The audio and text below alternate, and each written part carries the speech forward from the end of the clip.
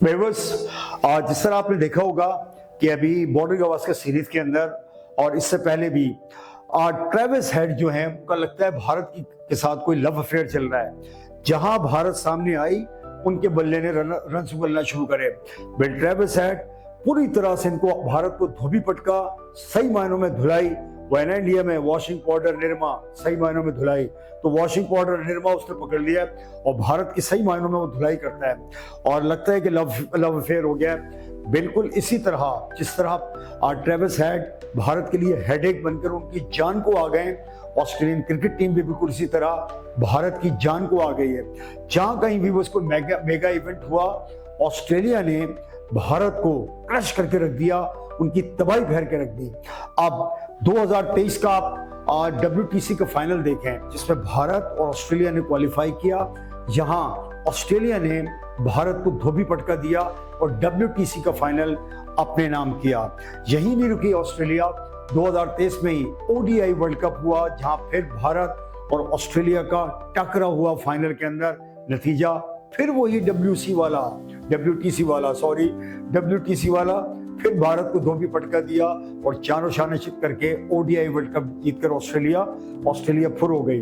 फिर अब 2025 के शुरू होते ही WTC का फाइनल खेलने का जो भारत को ख्वाब था, वो ख्वाब ही उन्होंने फाइनल में पहुंचने से पहले उनका तोड़ दिया और उनको साइड में करके WTC 2025 के फाइनल में ऑस्ट्रेलिया ने जगह बना ली जनूबी अफ्रीका के साथ खेलने को।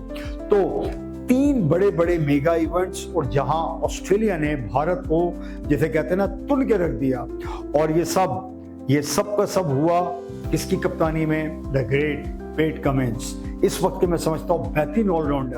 और वो कहते हैं ना, आपको प्रोडक्ट लेते हैं तो कहते हैं 3 in 1, एक है लेकिन 3 मजे इसके अंदर हैं। तो पैट कमिंस बेहतरीन कप्तानी, आउटस्टैंडिंग कप्तानी, फिर बॉल के साथ बड़ी जादूगरी, बड़ी जबरदस्त परफॉर्मेंस विकेटें भी उन्होंने ली।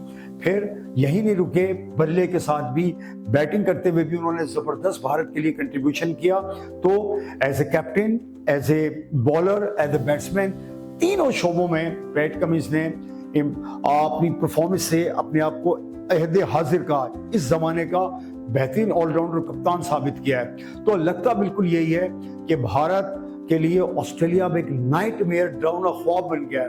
और मुझे बिल्कुल इससे लगता है, मेरा पर्सनल जो ऑब्जर्वेशन है, आपने कभी देखा होगा पाकिस्तान इंडिया के अंदर जो गन्ने का रस निकालते हैं, वो मशीन में गन्ना डालते हैं, एक तरफ से डालते हैं, वो प्रेस करके दूसरी तरफ से निकालते हैं, फिर डालते हैं, फिर निकालते हैं। फिर ऑस्ट्रेलिया यही कर रहा है, भारत की टीम को उसने गन्ना बना के रख दिया है, एक तरफ से डालते हैं, दूसरी तरफ से निकालते हैं।